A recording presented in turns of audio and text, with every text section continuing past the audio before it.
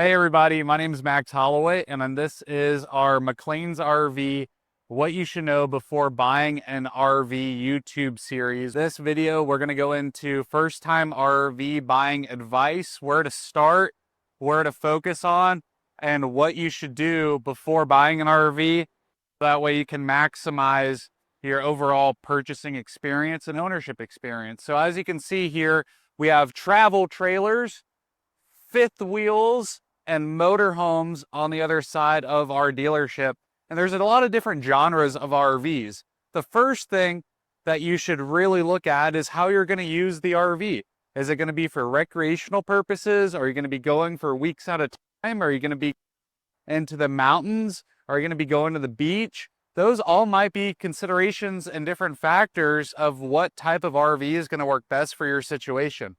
The other note is how many people realistically are going to be sleeping in the RV.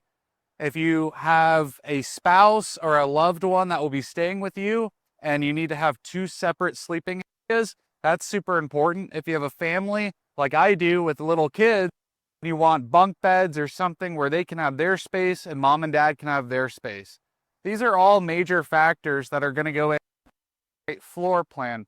As you can tell, all of these RVs look the same from the outside. Little differences, little cues, different build materials, of course, but it's just like with people, it's what's on the inside that matters. Meaning that we have recliners and Murphy beds and tables that make into beds, and it can all get really confusing really fast. So this video series, we're going to go into how we can simplify RV purchasing and what McLean's RV can do for you. So when you're looking at an RV, the most popular style of RV is called a travel trailer. This, for example, is a travel trailer. It will connect to the bumper of a tow vehicle, for example, a Ford F-150 pickup truck, a small SUV like a BMW X5, a Toyota Highlander. This would be a great option for your first RV. It's small, it's compact, and it has some luxury amenities. Now, when we're initially talking about your first RV, we're going to go into some factors. The first factor should be comfortable monthly payment range. What does that payment look like? Is it $150 a month? Is it $1,000 a month?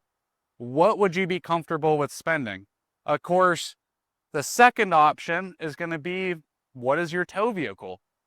Do you have one already? If you don't, that's okay. Half of the towable RVs that I partner with families with, they don't have a tow vehicle to tow this. They buy the RV first, and then they go and buy their tow vehicle second because they want to know some specific factors on the RV, meaning the overall length, the unloaded weight of the RV, and the GVWR, the gross vehicle weight rating, as well as the hitch weight.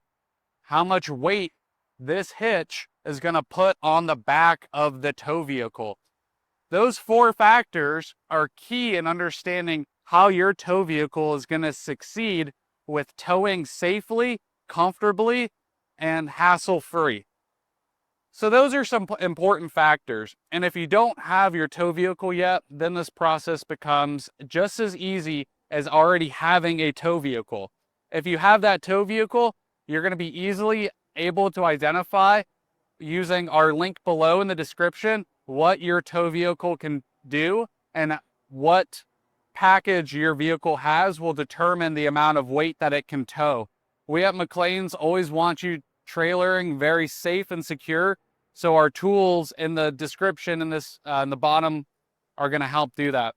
Going back to the camper, campers are going to have different lengths, just like boats. If you've owned a boat before, you know the bigger boat you go, you start with a little John boat and you can go up to a mega yacht and everything in between. When we're looking at conventional travel trailers, we're going to have some initial options. For example, sleeping accommodations. If sleeping more than two people is important to you, we might need a different layout of travel trailer. As we step into this one,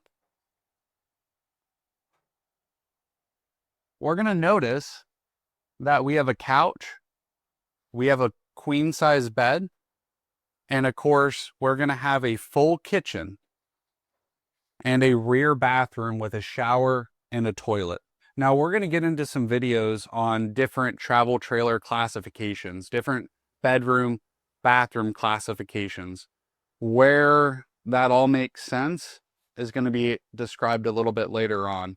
But ideally, if you've looked at RVs online, you've looked at Facebook Marketplace, you've looked at used ones, you've looked at new ones, you might have even went to a couple dealerships, and you have to develop an identity, as cringy as that might sound, of how you want to go camping.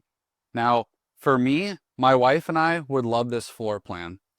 My wife would love it because it's got a massive rear bathroom where she can get ready. I love it because I love to cook and I have a lot of countertop space.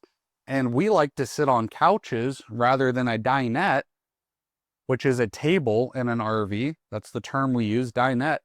So this would be perfect for us, where I can watch the football games as well as cook and have everything in a simple, compact travel trailer.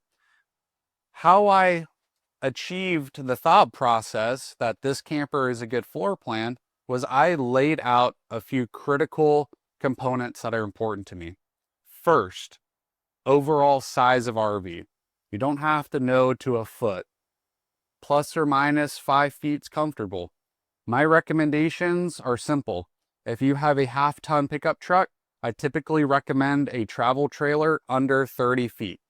If you have an F-250 or a 2500 3/4 ton pickup truck, I typically recommend less than 40 feet.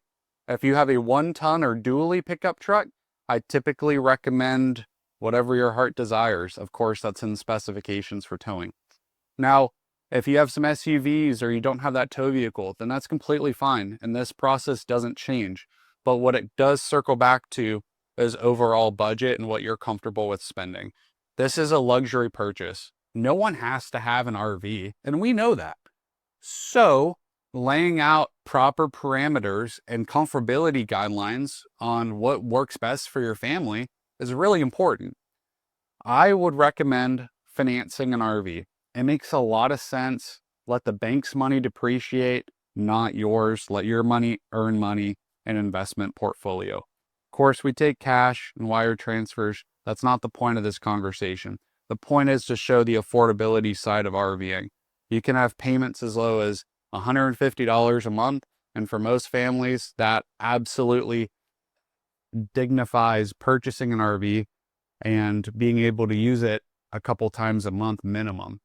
So these are all factors that as you start to do more research and watch hopefully my videos, we're going to go into floor plans, we're going to go into layouts, we're going to go into size, we're going to go into different manufacturers, we're going to go into great starter RVs, we're going to go into luxury RVs, and we're going to go into everything in between and talk at a very high level about functions, features, benefits, and value.